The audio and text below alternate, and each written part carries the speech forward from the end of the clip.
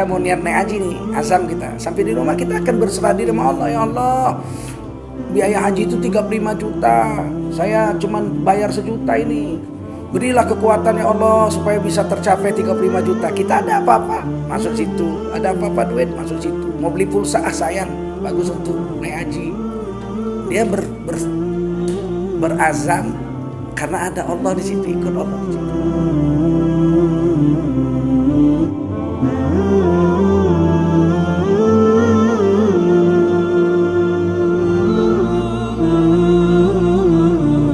Assalamualaikum warahmatullahi wabarakatuh. Hamdan wa syukran lillah, wa salatan wa salaman ala rasulillah, wa ala alihi wa sahbihi wa mawalah. Allahumma salli ala nabiyyina Muhammadin wa ala alihi wa sahbihi ajma'in. Amma ba'du, qala Allah ta'ala fi kitabihil karim, a'udzu billahi minasy syaithanir rajim. Bismillahirrahmanirrahim.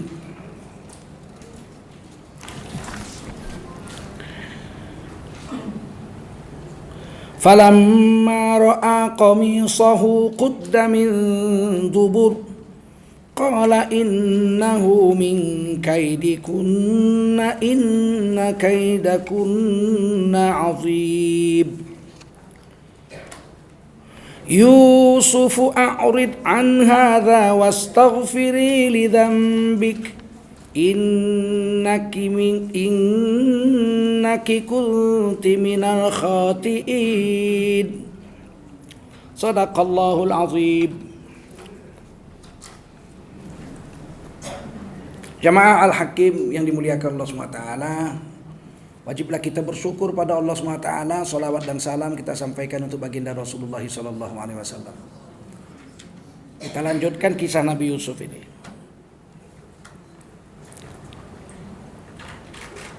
Ketika Nabi Yusuf digoda oleh istri majikan yang cantik jelita, orang bilang namanya Zulaikha, ada beberapa nama lah.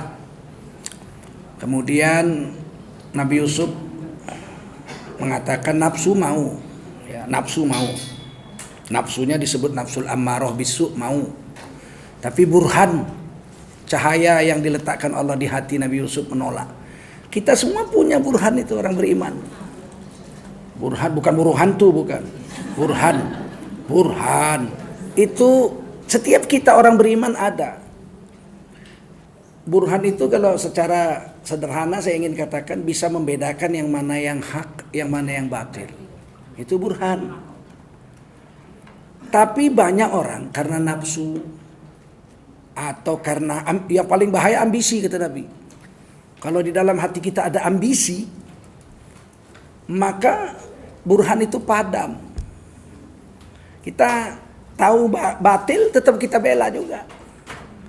Kita tahu haram tetap kita kerjakan juga demi ambisi. Makanya dalam Islam tidak boleh ada ambisi. Dalam Islam tidak boleh ada ambisi. Salah orang mengatakan letakkan ambisimu setinggi-tingginya di atas bintang di langit. Orang Islam tidak boleh ada ambisi, karena ambisi itu membunuh burhan. Orang kalau udah ambisi mana peduli halal haram, betul nggak? Yang penting ambisinya tercapai. Dalam Islam yang ada azam, apa? Azam. Fa idza azamta fatawakkal 'ala Allah. Enggak bisa setinggi-tingginya. Kalau kamu sudah berniat, berazam, fatawakkal 'ala Allah. Serahkan kepada Allah. Jadi nggak bisa. Kalau ambisi nggak ada Allah di situ. Kalau ambisi, dalam hadis katakan tidak ada yang paling berbahaya bagi seorang mukmin melainkan ambisi. Sebab kalau sudah ambisi, Allah dipinggirkan itu. Yang penting dapat sama saya apa yang saya cita-citakan, apa yang saya inginkan, itu ambisi. Kalau azam, fa idza azamta fatawakkal 'ala Allah. Saya mau naik haji nih, itu azam. Kemudian kita pergi ke bank, masukkan uang 1 juta. Catat bank muamalat 1 juta nih, kasihan bank muamalat nih. Masya Allah. Kita harus bantu ini bank muamalat ini. Alhamdulillah sekarang keuangannya bagus. Dibeli oleh keluarganya Pak Habibie, ya, mantan presiden kita Ilham Habibie. Sekarang Ilham Habibie menjadi komisaris utama PT Bank Muamalat. Kami Majelis Ulama Indonesia merasa bertanggung jawab juga dengan Bank Muamalat, karena yang mendirikan Bank Muamalat itu adalah Majelis Ulama Indonesia dengan Ketua ICMI, Ikatan Cendekiawan Muslim Indonesia, Bapak mantan Presiden B.J. Habibie. Jadi MUI diwakili waktu itu oleh Bapak Hasan Basri almarhum. Nah dari ICMI Bapak Habibie masih hidup. Maka kemarin mau dibeli Bina Padi, kita MUI keberatan juga. Sekarang alhamdulillah sudah dibeli oleh Bapak Ilham Habibie. Ya. Jadi kalau kita misalnya udah taruhkan uang 1 juta kemudian pulang, kita mau niat naik haji nih, azam kita. Sampai di rumah kita akan berserah diri sama Allah, ya Allah. Biaya haji itu 35 juta. Saya cuman bayar 1 juta ini. Berilah kekuatan ya Allah supaya bisa tercapai 35 juta. Kita ada apa-apa masuk situ. Ada apa-apa duit masuk situ. Mau beli pulsa sayang, bagus untuk naik haji. Mau ini sayang, mau jalan-jalan nih ke pantai Carita. Alah, pantai juga di mana-mana sama aja. Ya kan? Isinya cuma air laut, asin, pasir, ada pohon kelapa, terus ada perempuan laki-laki buka aurat. Ya udah. Enggak jadi duit untuk pantai Carita, masukkan ke Bank Muamalat. Dia berazam karena ada Allah di situ, ikut Allah di situ. Sehingga nggak akan mau dia masukkan uang nyolong, mau nggak? Hasil nipu, masukkan Bank Muamalat supaya haji, nggak mau, karena ada Allah di situ. Faiza azamta fatawakkal, Allah ada Allah di situ, nggak mau dia.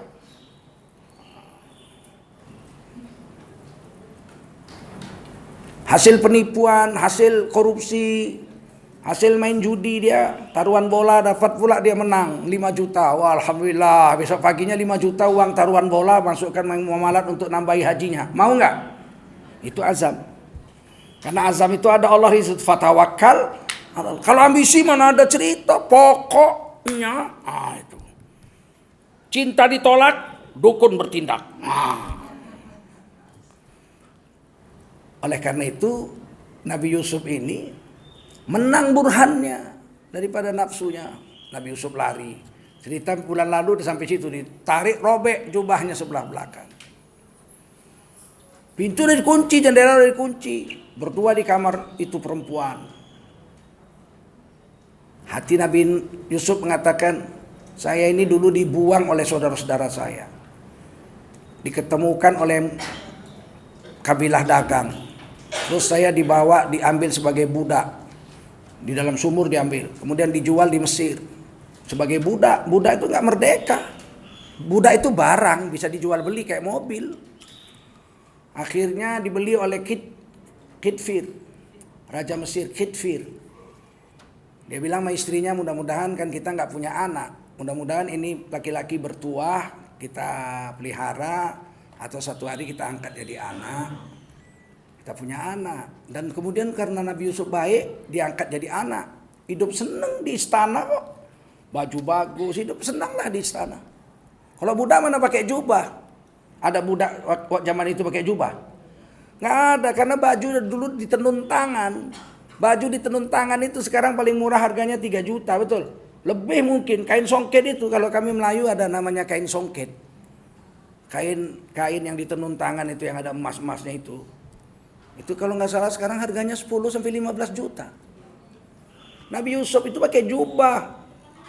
Sedangkan zaman itu budak hanya pakai cawat aja. Mana ada budak pakai. Sedangkan budak perempuan aja waktu itu cuma pakai kain basahan aja. Dari lutut sampai pusar. Dadanya nampak semua. Kok cok. Di Indonesia aja tahun 40-an perempuan-perempuan nggak pakai. Cuma pakai sarung aja, nggak pakai tutup dada. Jualan di pasar-pasar. Nggak percaya kamu? Nggak percaya kalian? Ya lihat aja di Google, coba lihat di Google. Wanita Jawa tahun zaman Belanda, wanita Bali zaman Belanda, lihat jualan di pasar-pasar. Itu orang merdeka. Bagaimana orang yang menjadi budak?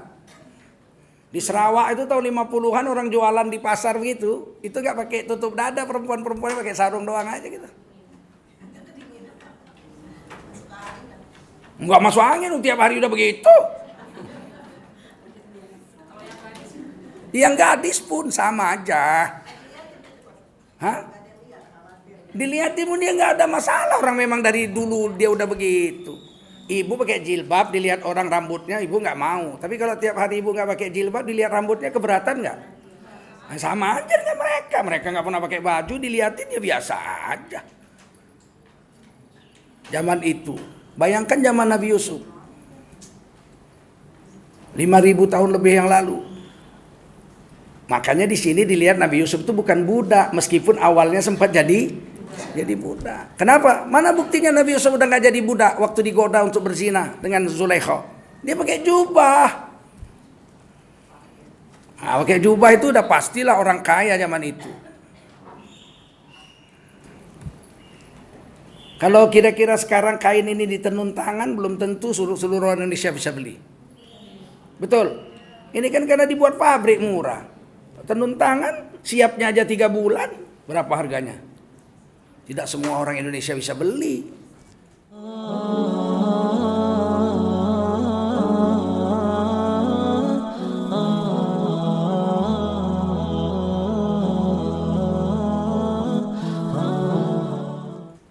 Nah, kemudian Nabi Yusuf tuh lari ditarik robek sebelah belakang. Dibuka pintu, berdiri suaminya di situ. Majikan Nabi Yusuf tuh berdiri di situ. Wa alfaya sayyidaha ladal bab. Maka Sayyid sang wanita itu, suami sang wanita itu, majikannya itu, mendapati Nabi Yusuf dengan Zulaikha itu di dalam kamar berdua-dua, kamar dikunci. Ada sesuatu ini. Nah, maka kemudian si perempuan itu bilang, aku nggak salah, yang salah ini laki-laki ini. Itulah perempuan itu. Dia bilang apa? Seandainya, apa kira-kira hukuman yang pantas dijatuhkan kepada seorang lelaki yang menggoda istri orang terhormat? Hukum mati dong. Istri raja digoda, kira-kira hukumannya apa? Mati. Paling nggak di penjara sekian puluh tahun. Padahal nggak salah. Maka Nabi Yusuf mengatakan, bukan salah saya. Perempuan itu salah dia. Nabi Yusuf bilang, salah istrimu. Muncullah saksi. Ada satu orang saksi di situ mengatakan, wa in kana qamisuhu qudda min dubur, seandainya jubah Nabi Yusuf sebelah belakang yang robek, fakadzabat, istrimu dusta. Wa huwa minas shadiqin, Nabi Yusuf jujur. Tapi kalau robek sebelah depan, yang salah Nabi Yusuf, istrimu yang betul. Gitu ya, gitu kan? Kalau ada perempuan dipaksa mau dijahati, kira-kira yang robek jubah laki-lakinya depan atau belakang? Depan dong. Tapi kalau perempuan itu yang ngebet, kira-kira yang robek depan apa belakang? Rupanya dilihat, inilah dia, sampai sini kita maju ceritanya. Falamma ra'a qamisahu, ketika Kitfir Raja Mesir lihat jubah Nabi Yusuf, qudda min dubur, robeknya sebelah belakang, bukan sebelah depan. Taulah suaminya bahwa yang salah adalah istrinya. Qala innahu min kaidikun, inna kaidikunna azim. Nah, dia bilang, sesungguhnya ini adalah tipu daya. Tipu dayamu memang betul-betul hebat. Artinya istrinya ini berpura-pura, hukuman apa yang pantas dijatuhkan. Oh gitu ya. Mirip KPU lah. Kepada laki-laki yang mau menjahati istri seorang yang terhormat. Kau ternyata tipu daya aja, kata suaminya. Kau bilang kau putuskan siapa pemenang, ternyata situng belum selesai 12 provinsi. Kira-kira gitulah ya.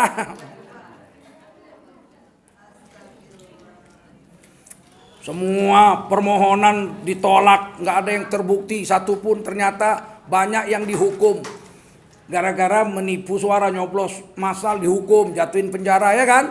Ini KPU Palembang lagi diadili, kalau dijatuhi hukuman berarti ada kecurangan, ya nggak? Jadi kok ditolak semua, tipu dayamu, wah itu. Ya.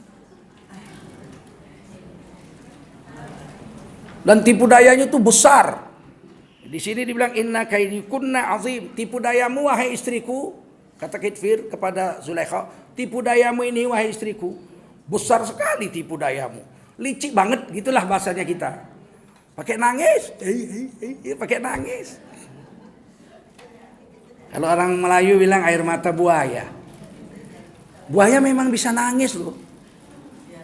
Buaya bisa nangis. Dulu di kampung kami ada buaya makan orang. Dipanggil sama pawang buaya itu. Woi, cok cok cok cok cok cok. Datang semua buaya-buaya itu. Baris, itulah hebatnya pawang buaya itu. Diketuk kepalanya. Siapa yang makan? Yang nggak makan pergi. Yang makan tinggal. Semua pergi kecuali yang makan. Begitu orang-orang dulu itu ya. Gimana dapat ilmunya itu?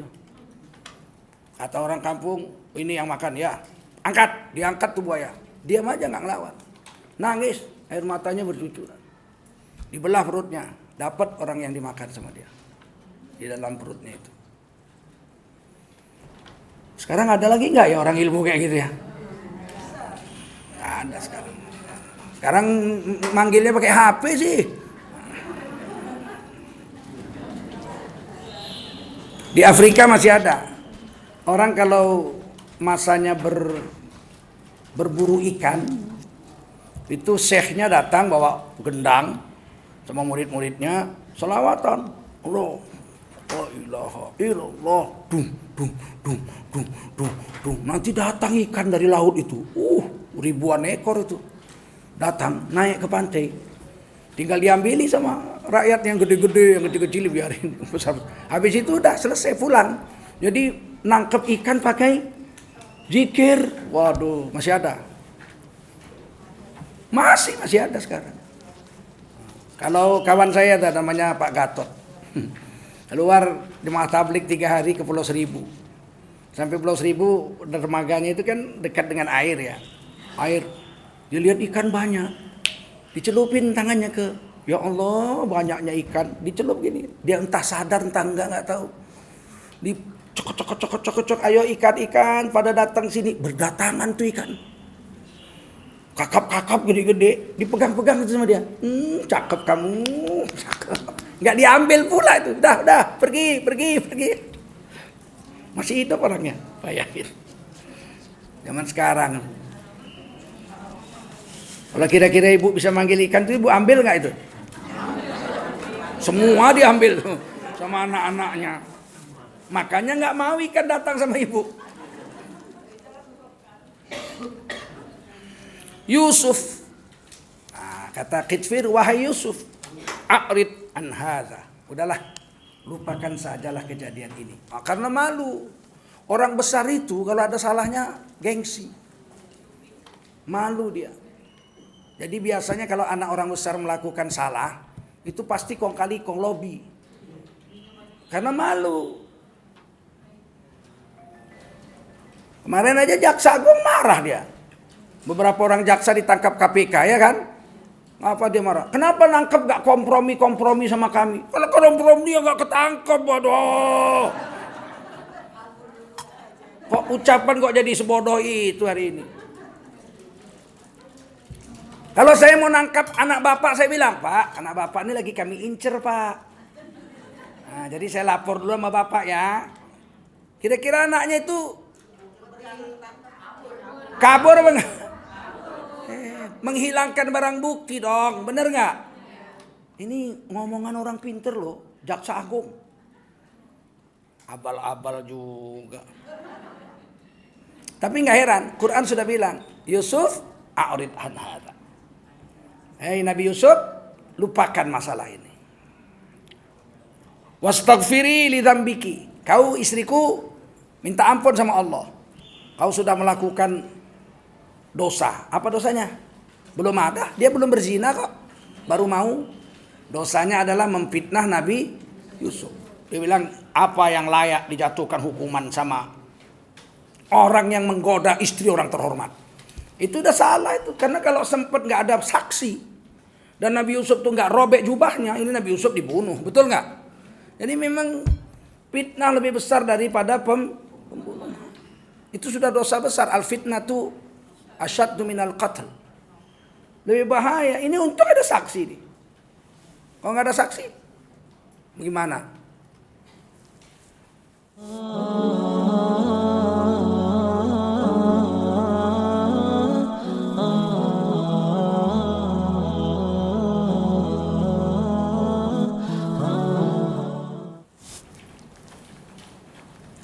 Innaki kunti minal khatiin. Sesungguhnya kamu, istriku, termasuk orang yang salah.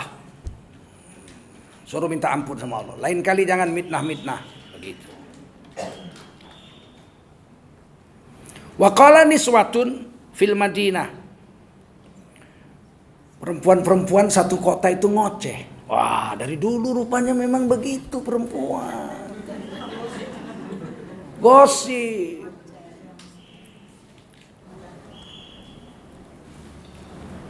Imra'atul azizi turawidu fataha an nafsihi. Kira-kira bahasa Indonesia ginilah. Rendah sekali ya seleranya. Masa istri raja jatuh cinta sama budak. Kalau aku najis. Kira-kira begitulah.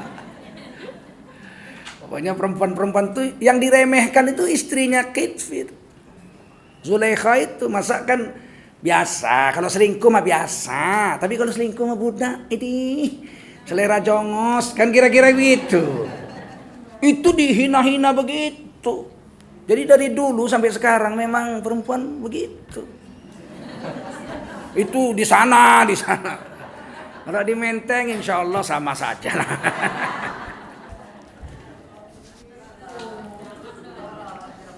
Ya kita burhan yang bisa menahan itu. Apa namanya? Burhan yang bisa menahan itu. Ini kalau gunjing kan, apalagi. Gunjing itu ada kuncinya, maka dia rajin bergunjing. Kau tahu? Oh, kau tahu? Oh, belum tahu kau? Belum. Itu istrinya Kitfir. Oh, tak sama budak. Cuman kau aja yang kasih tahu nih, yang lain enggak nih. Kamu cuman kau aja, orang jangan cerita-cerita sama orang lain ya. Padahal udah 25 kali sehari dia bilang begitu. Cuman kau aja yang tahu. Ujuk-ujuk sekampung udah tahu semua. Sekarang kira-kira masih ada nggak yang kayak gitu? Ada ya? Ada.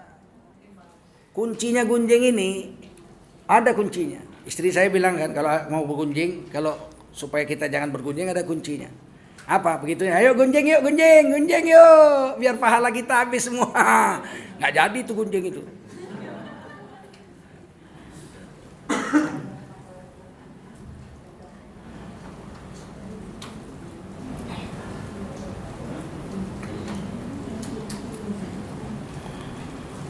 Kata perempuan-perempuan itu qad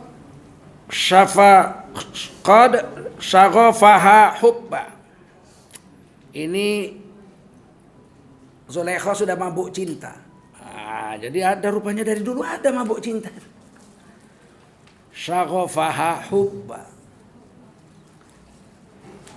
Saking besarnya cinta yang ada di hatinya itu membuat dia mabuk. Orang kalau udah mabuk memang nggak sadar, nggak tahu lagi kalau itu anak angkatnya, nggak tahu, nggak peduli dia.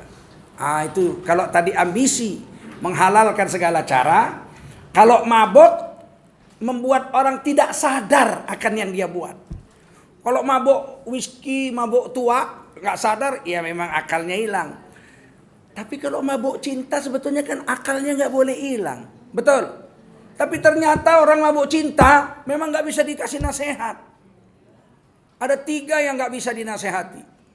Pertama, orang yang sedang mabuk cinta. Apapun yang kita ceritakan nggak akan masuk akalnya itu. Kamu kok jatuh cinta sama dia sih? Itu playboy. Ya Allah, tapi dia memang ganteng. Iya, tapi dia di mana-mana. I love you baby, I love you baby. Udah 70 perempuan di kampung dikena semua sama dia gombal. Terus apa kata yang mabuk cinta ini? Memang udah 70 aku udah tahu. Tapi dia mengatakan akulah pelabuhan terakhir. Akulah yang ke-71 dan akulah yang terakhir. Ya. Tidak akan mau orang mabuk cinta dinasehati. Sampai Ebit GAD bilang tai gigi terasa coklat. Ebit GAD itu yang bilang kan? Tahun 76 itu. Tai gigi terasa coklat. Jadi orang jatuh cinta memang nggak bisa dinasehati. Kita, kenapa ini diceritakan? Supaya kita kalau pun jatuh cinta mau dengar nasihat. Kalau Rasulullah udah diingatnya itu, janganlah diingatkan beliau. Janganlah kau mencintai sesuatu berlebihan. Karena suatu hari kamu bisa jadi akan membencinya. Dan janganlah kamu membenci sesuatu berlebihan. Karena suatu hari kamu akan menyukainya. Makanya jangan terlalu benci. Terlalu benci nanti jadi benar-benar cinta. Jangan terlalu benci, nanti rindu. Cintailah sesuatu sekedarnya saja. Hebatnya ya Rasulullah ya, 1440 tahun yang lalu ini. Rasulullah ceritakan pada kita, cintailah sesuatu ala kadarnya saja. Bisa nggak ya? Orang kalau udah terlalu cinta, orang yang dicintainya menderita, dia pun menderita. Kalau ibu terlalu cinta sama suami, ibu menderita, suami ibu menderita juga. Karena ibu mau atur semuanya. Naik suaminya ke tempat tidur. Udah cuci kaki belum? Belum, cuci kaki dulu. Biar sehat pakai sabun. Cuci kaki dia. Udah mau tidur. Udah mau tidur mas? Aduh, belum gosok gigi. Ya, gosok gigi dulu. Lama-lama dia cari perempuan lain lah. Dia kawin lagi, dia bilang kamu mau saya kawin dengan syarat jangan ceriwis. Kenapa? Karena istri saya ceriwis. Karena saking cintanya, mau makan aja diambil dari piring suaminya.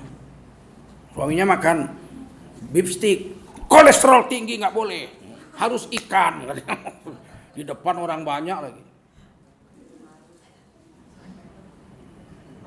Karena terlalu cinta, semua mau diatur.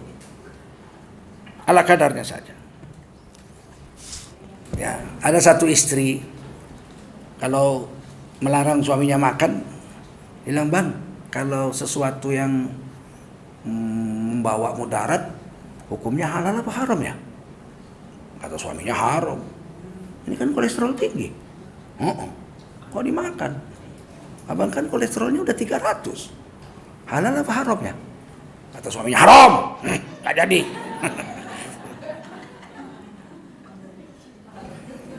Tapi saya pernah melihat orang besar makan bersama gitu di depan kita semua, makan macam-macam. Istrinya bilang, ini nggak boleh dimakan, ini nggak boleh, ini nggak boleh. Udah satu meja nggak boleh semua.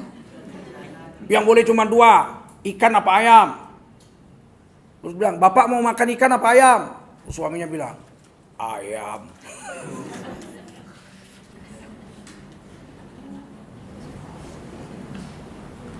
Jadi digunjingilah sama perempuan-perempuan kota Kairo itulah kalau kita bilang sekarang di Mesir ya. Ini Zulaikha ini mabuk cinta ini, sehingga nggak lihat lagi pantas apa enggak dimabui. Masa anak angkat mantan budak gitulah kira-kira diminta juga. Inna lanaroha fi dhalalim mubin. Sesungguhnya kami ini, kita ini perempuan-perempuan Mesir itu melihat perempuan itu, yaitu Siti Zulaikha itu benar-benar dalam kesesatan yang sangat nyata. Masa ngajak berzina sama anak, gitulah kira-kira. Mantan buta, anak angkat lagi. Jadi yang nggak bisa dinasihati orang jatuh cinta. Yang kedua, siapa yang nggak bisa nasihati? Orang merokok. Ahli rokok itu nggak bisa nasihati. Berhentilah Pak merokok. Kenapa? Merokok itu membuat badan jadi sakit. Kawan saya semua udah mati. Saya udah 76 masih sehat, belum mati. Yang udah mati nggak ngerokok semua. Saya yang ngerokok malah masih hidup. Ada aja alasannya itu. Tapi Pak katanya rokok berbahaya. Itu siapa yang bilang? Dokter. Lah dokter saya itu ngerokok. Ada aja alasan itu. Nggak bisa dia. Kalau merokok berat. Pasti ada alasannya. Suatu hari ada orang, ini anekdot. Ngerokok, dia pegang itu kotak rokoknya. Terus kata muridnya, Kiai, itu rokok berbahaya, Kiai. Dari mana berbahaya? Itu ditulis. Mana? Itu dibaca sama dia. Merokok membunuhmu. Merokok membunuhmu. Kata Kiai ini, oh ini yang dibunuh Muhammadiyah. Kecuali merokok membunuh, NU baru saya nggak merokok.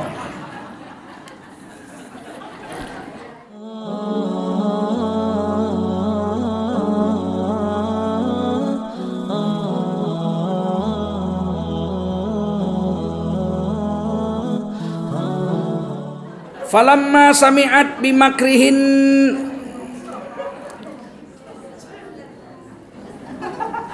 begitu perempuan ini, artinya Siti Zulaikha itu. Falamma sami'at, begitu Siti Zulaikha ini mendengar bimakrihin, makarnya perempuan. Jadi ada makar juga. Makarnya perempuan-perempuan itu. Makar di sini celaan, cercaan. Sebetulnya makar itu nggak berbahaya.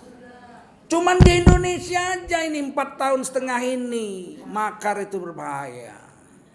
Makar itu bahasa Arab, artinya tipu daya, bukan tipu budaya. Tipu daya. Bahasa Inggrisnya trap. Apa namanya? Trap. TRAP, trap. Tipu daya. Muslihat. Kalau kita mau nangkap burung, itu dibikin jerat namanya, trap. Dipasang burung lain, tapi burung lain itu dalam sangkar diikat kakinya. Tapi nggak bisa terbang, dia diikat kakinya. Dibuka pintu sangkarnya pakai tali. Burung lain masuk, cup, sap, ditutup. Itu apa namanya? Makar, trap, tipu daya, jerat. Kok tiba-tiba makar jadi memberontak? Memberontak bahasa Arabnya bughat. Bahasa Inggrisnya rebellion. Apa namanya? Rebellion. Nah, itu yang saya heran, sejak kapan makar itu menjadi memberontak? Siapa itu yang membuat definisi itu? Ahli bahasa dari mana itu? Dari Sentul. Dari mana itu? Linguis dari mana yang mengartikan makar itu menjadi pemberontakan? Ini perempuan ini kalau begitu, falamma sami'at, begitu Siti Zulaikha mendengar bimakrihin, makarnya perempuan-perempuan kampung, begitu. Terus dibilangnya sama suaminya, tangkap semua, begitu. Ngomong, ditangkap masuk penjara, ngomong.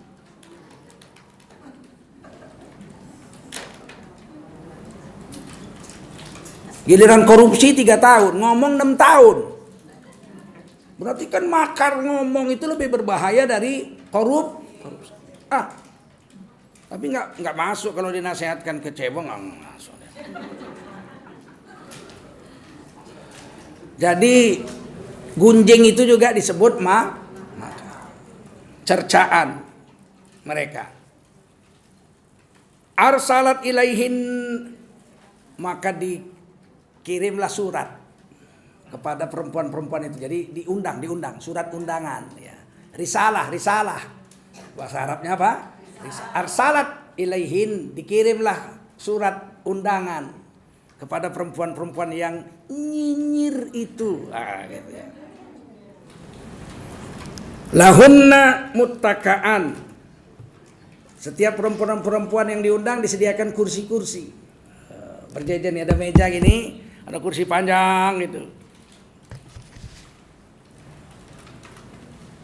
Wa atat kulla wahidatin minhunna sikinan. Dan kepada yang datang diundang itu dikasih satu orang satu pisau. Satu orang datang bawa undangan, masuk Bu. Nah, dikasih pisau satu. Masuk, bukan untuk membunuh orang.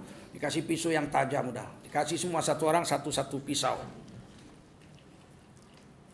Wa qalat ukhruj alaihin. Nah, jadi udah dikasih pisau, disuruh ngupas buah. Kalau sekarang mangga lah ya, mangga. Di Mesir banyak sekali mangga. Di Palestina mangga sebesar ini. Palestina itu subur rupanya. Memang Palestina jeruk terbaik sedunia itu jeruk Palestina. Cuman kalau dijual kemari dibilang jeruk Palestina. Sebab sebenarnya Israel juga jeruknya bagus. Kelebihan orang Israel itu kalau nanam jeruk, pohonnya itu 2 cabang. Kalau musim panas jeruk, kalau musim dingin apel. Hebat kan? Kita belum bisa itu. Kalau musim panas yang berbuah jeruknya. Kalau musim dingin yang berbuah apelnya tapi batangnya satu. Iya, satu pohon. Hebat nggak? Nah, itu orang Israel itu, Yahudi. Neneknya makan makanan surga 40 tahun. Coba kalau kita bisa begitu ya nggak? Musim durian berbuah gitu. Musim rambutan berbuah gitu ya nggak? Oh, kaya juga itu. Tapi nggak bisa. Durian aja nggak ada, sekarang ditebangi, habis. Nggak mau orang nanam. Nah itulah, saya menyesal dulu waktu kecil ada bidan dekat rumah saya itu namanya Bingadiem. Saya panggilnya tante lah. Saya udah kayak anaknya. Di depan dia itu ada pokat sebesar bola, bulat sebesar bola. Kuning lagi kayak tembaga. Kalau dimakan satu nggak habis, paruh aja. Saking gedenya itu nggak ada, saya ketemu sampai sekarang pokat sebesar itu. Bulat lagi, bulat gitu kayak bola. Saya dulu nggak terpikir menanamnya. Orang kampung saya pun satu orang pun nggak terpikir menanam, ngambilin aja. Diadakan pelebaran jalan kan, diaspal kan, dilebarin, hilang tuh pokat sampai sekarang nyeselnya bukan main. Saya ketemu pokat baru sebesar pepaya. Nah, itulah yang saya tanam 3. Rupanya pas hari raya Idul Adha dilepaskan kambing di situ yang mau disembelih, dimakan mati 1. Tinggal 2, selamat 2. Udah berbuah. Cuman tidak seenak pokat Tante Ngadiem itu, yang bulat itu. Nggak dapat lagi saya. Ah, untunglah belakangan ada majalah Intisari. Apa itu namanya yang melestarikan buah-buah. Itulah lumayanlah ada mereka. Trubus, majalah Trubus. Ada jambu air di Madura di depan istana Raja Madura. Wah itu jambu airnya hebat sekali. Itu sudah dijual di seluruh Indonesia. Seperti rambutan berahrang binje. Besar-besar tuh airnya banyak. Nah, itu sudah mulai disebarkan juga di seluruh Indonesia. Itu sebetulnya kalau orang-orang Trubus itu orang-orang Islam, mereka berpahala besar itu. Sebab menanam pohon itu disuruh Rasul. Tanamlah pohon. Maka setiap burung bertengger di situ pahalanya untuk yang nanam. Setiap buahnya dimakan binatang pahalanya untuk yang nanam. Setiap buahnya dimakan manusia pahalanya untuk yang nanam. Dulu di dekat rumah saya ada namanya Wak Katijan. Saya manggilnya Lik Katijan. Dia itu menanam kakeknya. Jadi bapaknya Katijan itu, bapaknya Lik Katijan itu menanam durian. Durian dulu baru buah kan 8 tahun. Tanam durian itu setinggi saya lah. Dirapiin sama dia. Terus saya tanya, "Kek, nandur apa iki? Duren. Nanam apa ini? Nanam durian." "Gawe apa?" "Orang tua kakek wis mati." Namanya anak kecil ya gak? Belum berbuah lagi durian ini kakek udah mati. Berhenti dia kerja. Dilihatnya saya. "Oh iya memang. Aku nandur iki duduk gawe aku. Tapi iki tak tandur gawe kue, gawe putu-putu. Ini aku tanam pohon bukan untuk aku, tapi untuk kamu dan cucu-cucuku yang lain. Nanti kalau dia buah aku udah mati. Tapi kan aku dapat pahalanya." Orang kampung, ngaji pun entah di mana. Mikirannya lurus. Orang sekarang ngajinya hebat, ya enggak? Bibit jagung diembat.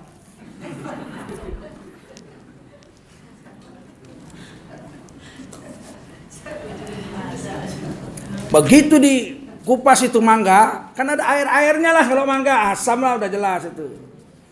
Ketika lagi ngupas-ngupas buah nih semua perempuan, Zulaikha panggil itu Nabi Yusuf. Qalat berkata perempuan itu yaitu Zulaikha, "Ukhruj alaihin." Lewati perempuan-perempuan itu. Falamma ra'ainahu, begitu Nabi Yusuf lewat, cuman lewat aja. Lewat aja, jig. Kayak Arjuna di wayang kulit itulah. Gitu. Jangan kayak buta cakil, jangan gitu. Lewat aja, cek. Falamma ra'ainahu, begitu wanita-wanita tuh lihat Nabi Yusuf lewat, akbarnahu. Mereka tercengang dan mengagungkannya. Ya Allah, ini sih bukan manusia. Ini malaikat ini. Sambil ngupas buah. Wa qata'na aydiyahun. Dipotong orang tuh tangan orang itu. Dan tidak terasa sakit. Wa qalat hasya lillahi ma hadza basyara. Waduh ya Allah, ini mah bukan manusia. Ini malaikat nih kalau begini gantengnya. In hadza illa malakun karim. Malaikat yang agung lah yang seganteng ini. Barulah kata Siti Zulaikha, baru tahu kau kan. Kau baru lihat sekali aja putus tanganmu. Aku ini setiap hari ketemu. Bangun tidur udah lihat wajahnya. Mau tidur lihat wajahnya. Apa nggak mabuk aku? Kau mabuk. Kau aja baru jumpa sekali mabuk. Apalagi aku. Kira-kira begitulah. Kalau bahasa Indonesia itu baru kau rasakan sekarang. Apa yang kurasakan itu ya enggak? Memang seru cerita Nabi Yusuf ini.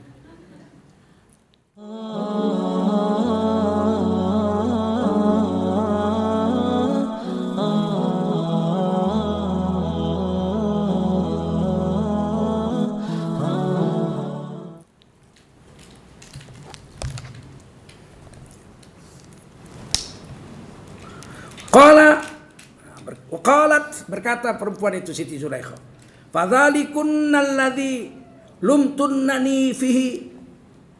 Itulah orang yang menyebabkan kamu mengejek-ngejek aku. Baru sekali aja kau jumpa udah kayak gitu, udah putus tangan. Saya tiap hari ketemu, kau ejek-ejek pula aku.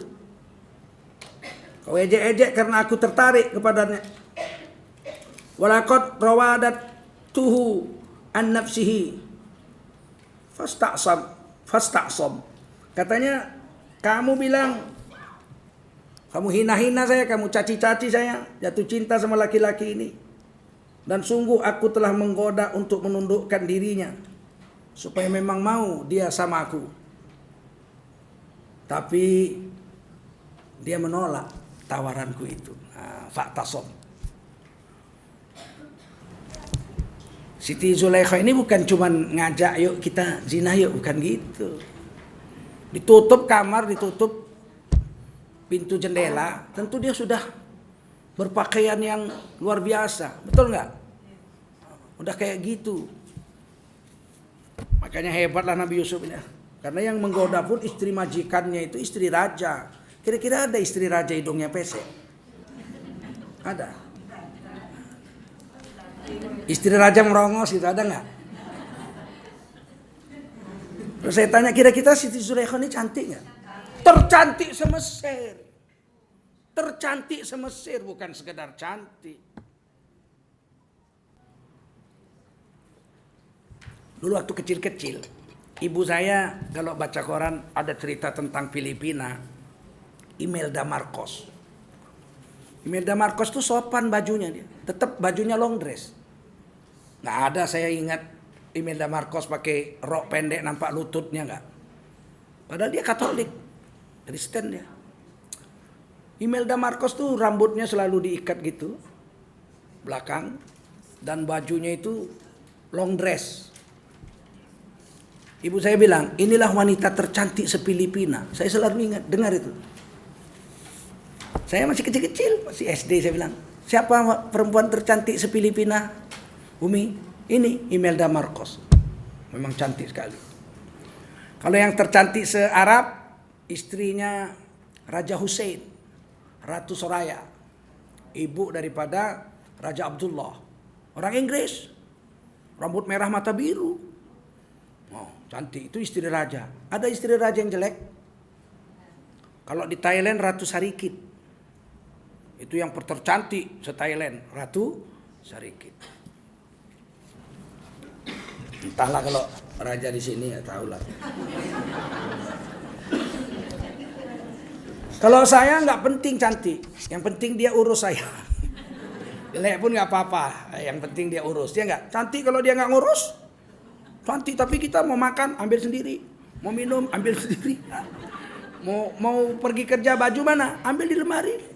Aku pilih yang jelek, asal dia mau ngurus gitu. Tapi jangan terlalu jelek. Senyum pun jelek kali kan parah ya.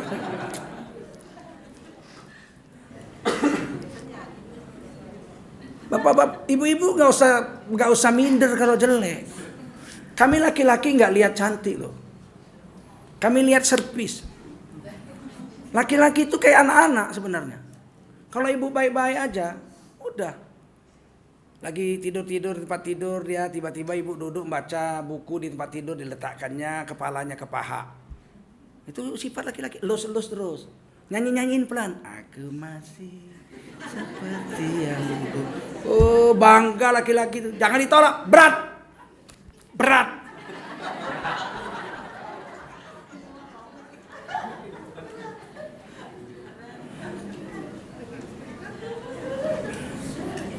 Laki-laki itu memang kadang-kadang kayak anak-anak dia, karena dia orang yang keras.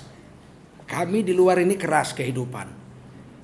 Orang yang selalu menghadapi kekerasan, dia ditaklukkan dengan kelunakan, dengan kelembutan. Kalau perempuan selalu menghadapi lembut, sekali-sekali perempuan tuh senang dikerasi. Kenapa perempuan tuh kadang-kadang nyinyir, minta dibentak? Iya. Kali dibentak lakinya nangis dia. Baru lakinya datang. Maaf ya ma. Di situ indahnya itu. Lain kali jangan dibuat pak. Sakit hati mama. Perempuan. Sebetulnya rumah tangga. Ini cerita Nabi Yusuf. Ini cerita rumah tangga kan. Untuk pelajaran kita di rumah tangga kita. Saya memang agak kasar kalau ngomong sama istri. Agak keras-keras gitu, orang Medan kan. Tapi dia udah ngerti. Justru kalau saya lembut-lembut dia curiga. Kalau kita tiba-tiba ada apa ini? Udahlah, kami orang Medan memang begini. Orang Medan memang gitu, kalau marah-marah aja. Cuman karena sudah tua dia dikurang-kurangi lah marahnya. Saya ada abang ipar saya. Abang ipar itu kalau marah malah pelan. Kalau dia marah, malah pelan. Saya lihat dia marah sama anaknya. Digigitnya, giginya itu rapat. Papa sudah marah ini. Saya dapat pelajaran lah dari itu. Waktu itu saya baru nikah, belum punya anak kan. Oh begitu ceritanya. Kalau marah sama anak gitu. Papa sudah marah ini. Anaknya ketakutan. Kalau anak sebaiknya yang suka marah ibu aja. Bapak nggak usah marah. Kita jangan marah. Kalau bisa 2 tahun, 3 tahun jangan pernah marah. Yang marah biar ibu. Nah kalau ibu marah anaknya nggak dengar, ibu bisa ngancam. Kamu ini, ibu ini sayang sama kamu. Nanti kalau tahu bapakmu, kamu melakukan ini, silakan. Dia takut. Bapak nggak pernah marah, kalau marah kayak mana ya? Tapi kalau bapaknya tiap hari marah, nanti kalau bapak muda ada, bapak nggak takut. Bapak paling marah, persis kayak ibu. Rupanya bapak itu memang nggak boleh marah, supaya jadi benteng ketakutan dari anak. Ada yang disegani. Makanya kalian ini, bawa bapak ini saya bilang, jangan suka marah mana, biarkan istri kita yang marah. Dan kita kompromi sama istri kita. Aku melihat anak kita begini-begini. Iya tadi aku lihat.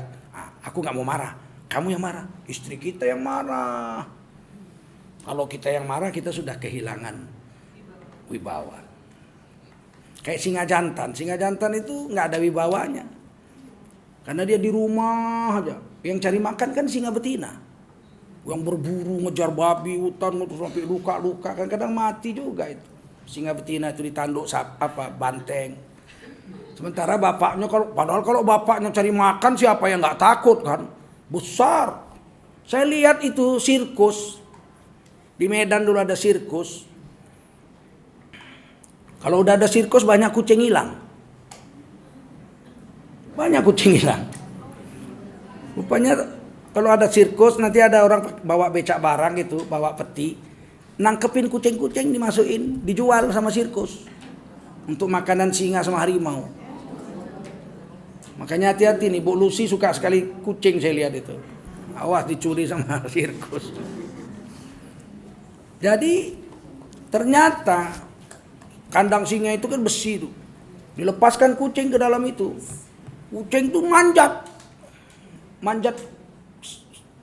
penjara singa itu kan, manjat. Singa jantan tuh cuma ngelihat aja gitu. Diliatin aja tuh kucing. Jatuh. Diliatin, kucingnya ngelihat gitu. Jatuh, tinggal dimakan aja. Bayangkan kalau dia ngelihat sambil ngaum, gitu. Jatuhnya sambil terkencing-kencing mungkin itu singa, itu kucing. Tapi sayangnya kan singa jantan nggak cari makan. Dia malas, jadi di rumah aja di goanya tidur-tidur, ditakar-cakar anaknya lah, dipanjat-panjat sama anaknya, digigit-gigiti anaknya kupingnya. Nggak ada wibawa. Kita laki-laki kalau nggak cari makan nggak ada wibawa. Dilihat sama anak kita cuma ngerokok aja. Habis itu kita datang sama istri, mintalah duit deh untuk beli rokok. Rokok melulu, kata istrinya. Nah, anak lihat, nggak ada wibawa lah, nggak ada wibawa.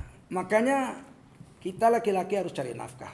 Dan Rasul serta Allah mewajibkan suami memberi nafkah kepada istri. Wajib. Kalau istri nggak wajib ngasih nafkah kepada suami. Seandainya istri kerja gajinya 100 juta, dia simpen aja untuk dirinya. 1 rupiah pun nggak dikasihnya suaminya, nggak berdosa dia. Karena tidak ada kewajiban. Dan tidak ada hak suami nanya, mana gajimu bulan ini? Mana ada hak suami nanya itu. Kalau istri berhak nanya, mana gaji pak? Untuk makan bulan ini, bayar listrik. Oh itu hak istri. Tapi kalau suami nggak ada hak nanya istri. Makanya supaya kita berwibawa dan tidak berdosa, buatlah usaha apa saja yang bisa menghasilkan nafkah untuk anak dan istri. Selain berpahala, tidak berdosa, juga menimbulkan wibawa kita.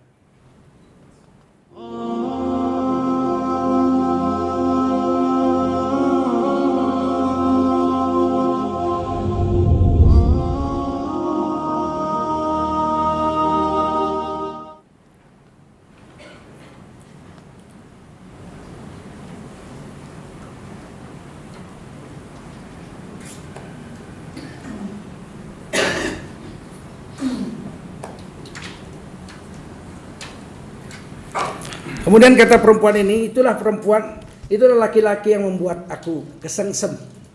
Yang kamu caci-caci aku gara-gara perlakuanku itu. Udah ku ajak dia untuk mau tunduk berzina dengan aku, kira-kira gitu. Tapi laki-laki itu menolak. Fasta'som, menolak, dia gak mau. Memelihara diri, ini fa'tasom ini sifat Nabi maksum. Ada sifat Nabi maksum, terpelihara dari dosa. Fa'tasoma, ini Nabi Yusuf memelihara dirinya dari dosa.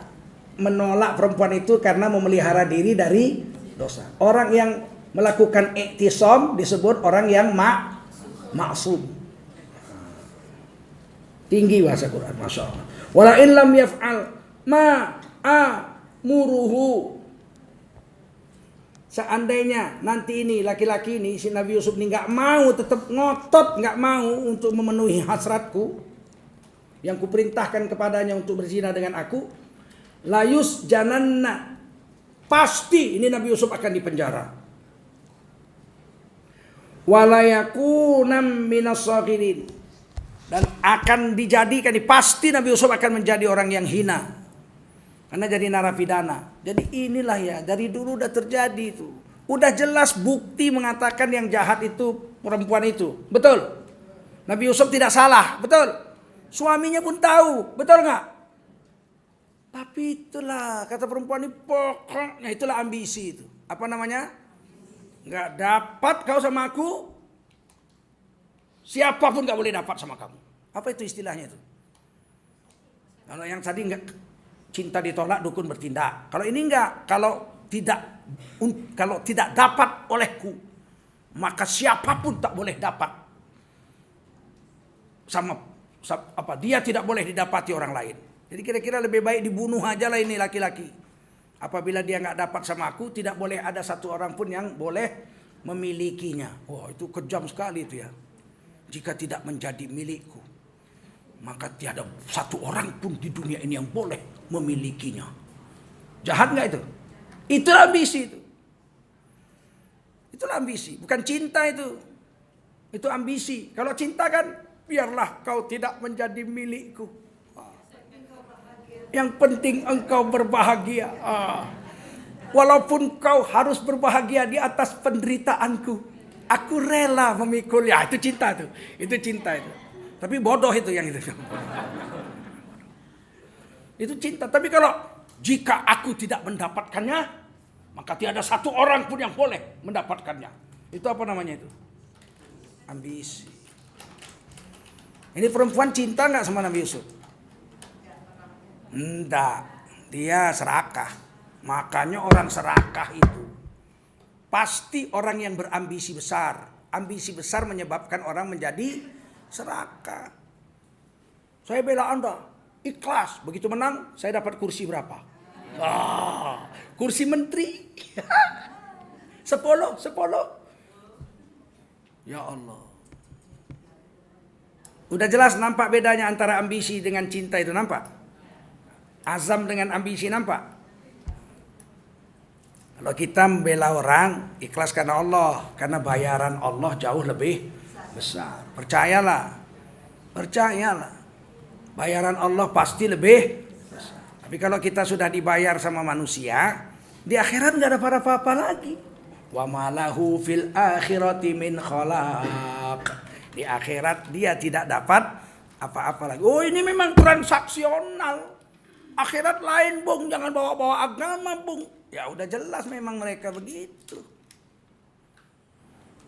Berjuang untuk dunia seperti orang bawa senapang, mesin. Masing-masing pegang satu, udah dikokang. Kapan ini kawan-kawanku ini ku tembak? Kawan-kawannya seperjuangan itu mau ditembaknya. Karena ada ambisi, menimbulkan serakah. Saya teringat kisah Nabi Isa alaihissalam tentang orang serakah. 3 orang perampok mau merampok Nabi Isa. Nabi Isa dengan muridnya berdua. Kata perampok, serahkan semua hartamu. Nggak ada. Nabi Isa itu nabi paling miskin sedunia. Nggak punya rumah, nggak punya istri. Bajunya cuma satu. Kalau mau makan, gelasnya, kalau mau minum, gelasnya tangan. Nabi Isa. Tidur bantalnya tangan. Nabi Isa itu nabi paling miskin sedunia, dirampok pula. Di padang pasir jumpa 3 orang perampok, serahkan hartamu. Kata Nabi Isa, harta tidak ada, saya nggak punya apa-apa. Saya miskin saya. Memang Nabi Isa nabi paling miskin. Kalau Nabi Muhammad masih punya rumah, Nabi Isa nggak punya rumah. Kalau Nabi Musa masih punya gembala, masih punya kambing banyak. Nabi Isa nggak punya. Kata perampok ini, kami ini perampok. Kata Nabi Isa, kamu perlu apa? Mau apa? Barang apa yang kamu mau? Oh, yang paling mahal lah, berlian. Baik, kata Nabi Isa, duduk. Diambil pasir sama Nabi Isa. Nah, setumpuk, dilus-lus. Ya Allah, jadikanlah ini berlian. Jadi, tuh. Bercahaya mata perampok tuh. Cikrak rambutnya. Ini satu tumpuk bagi ya, kata Nabi Isa. Nabi Isa pergi dengan muridnya. Apa kata Nabi Isa? Itulah orang-orang serakah, orang-orang ambisi yang punya serakah. Nggak akan selamat itu. Terus kata muridnya, sebiji aja berlian bisa untuk seumur hidup, nggak habis-habis duitnya dimakan. Itu setumpuk. Iya, tapi itu mereka akan celaka semua karena keserakahannya.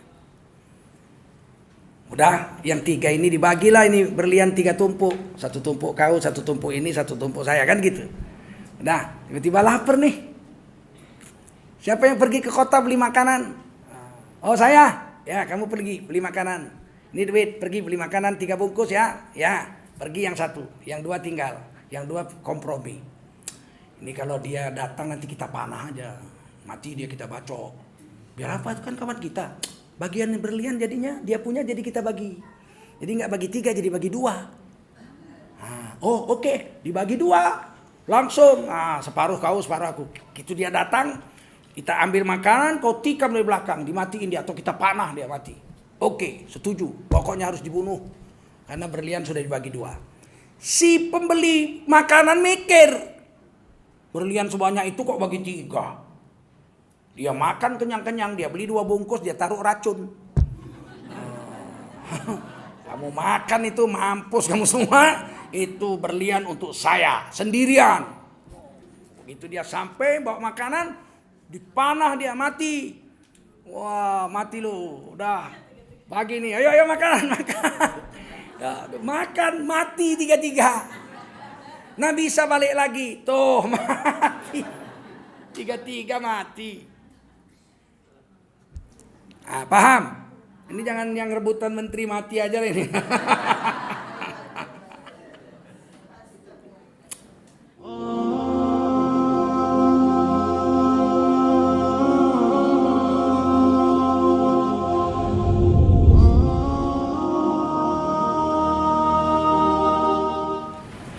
Apa kata Nabi Yusuf? Qala Rabbi, wahai Tuhanku,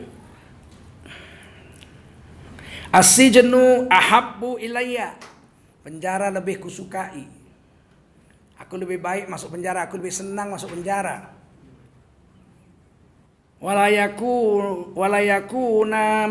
Bukan. Mimma yad'unani ilaih, daripada memenuhi panggilan atau ajakan mereka terhadapku, yaitu untuk melakukan perzinahan. Aku lebih baik masuk penjara aja daripada melakukan itu.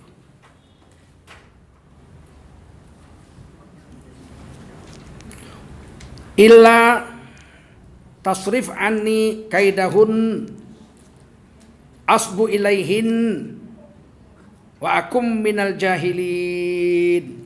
Kata Nabi Yusuf, lebih baiklah aku ya Allah, wahai Tuhanku, masuk penjara. Aku lebih suka daripada memenuhi ajakan mereka. Jika aku tidak engkau hindarkan dari tipu daya mereka, niscaya aku akan cenderung untuk jatuh ke dalam ajakan mereka.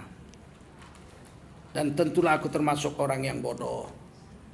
Itulah kecerdasan burhan itu ya. Rupanya Nabi Yusuf mengukur diri juga. Kalau tidak masuk penjara, tiap hari jumpa perempuan ini digoda lama-lama, tak khawatir terpeleset juga. Jadi ini memang jadi pelajaran lah sama anak-anak muda nih. Kalau ada perempuan mengajak kamu berzina, kamu menghindarnya jangan tanggung-tanggung. Terus tinggalkan aja dia jauh-jauh.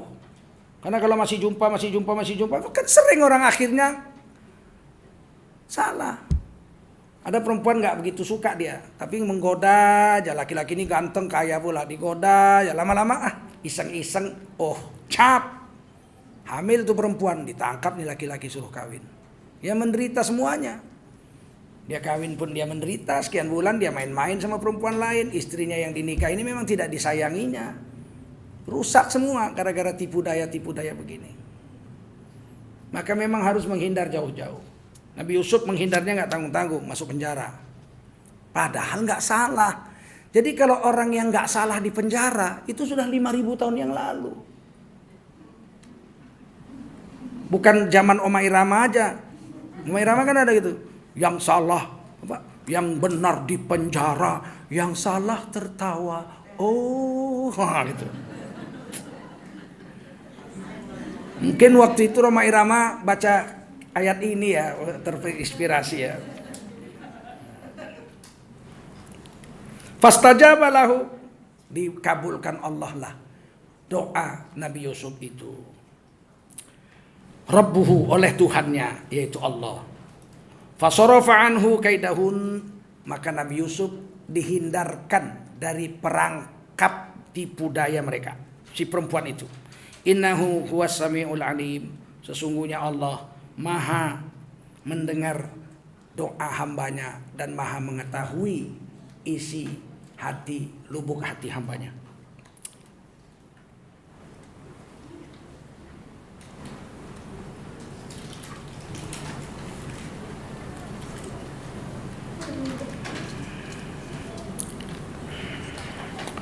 Tsumma badalahum min ba'di ma ra'awul ayati layus jununnahu hatta hin.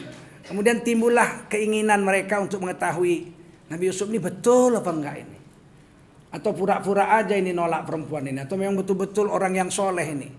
Maka untuk mengetahui ini dimasukkanlah Nabi Yusuf ke penjara hatta hin, sampai pada waktu yang tertentu. Lama juga, lupa rajanya itu mempenjarakan dia, lupa. Harusnya beberapa hari, jadinya beberapa tahun. Nah, itulah kadang-kadang manusia. Tapi Nabi Yusuf selamat dengan di penjara itu. Kadang-kadang kita memang, kadang-kadang ada orang yang di penjara jadi selamat. Kalau tidak di penjara tidak selamat. Terus saja jahat. Dengan di penjara berhenti jahatnya. Orang udah di penjara aja masih jahat kok. Betul nggak? Disogoknya kepala penjara makan nasi padang dia. Udah di penjara aja masih jahat. Jadi kesimpulannya, perlukah kita memiliki ambisi? Tidak. Kenapa ambisi tidak boleh dipakai? Karena mengenyampingkan Allah dan Rasul. Kenapa harus kita berazam? Karena kita menyertakan Allah dan Rasulnya di situ. Wow, jangan kita bilang kamu sok suci. Kita ini belajar, sama-sama mendengar, sama-sama untuk berazam untuk mengamalkannya. Guru itu bukan suci. Tapi yang dipegang guru ini kitab suci. Ya kita dengar, kita ambil yang baik, yang jelek nggak usah diambil. Insya Allah kita dapat hidayah dari Allah Subhanahu Wa Taala. Subhanallah bihamdihi, subhanakallahumma wa bihamdika, asyhadu an la ilaha illa anta, astaghfiruka wa atubu ilaik. Subhana rabbika rabbil izzati amma yasifuna wa salamun alal mursalin walhamdulillahi rabbil alamin. Wassalamualaikum warahmatullahi wabarakatuh. Assalamualaikum. Bersama Saling Sapa TV.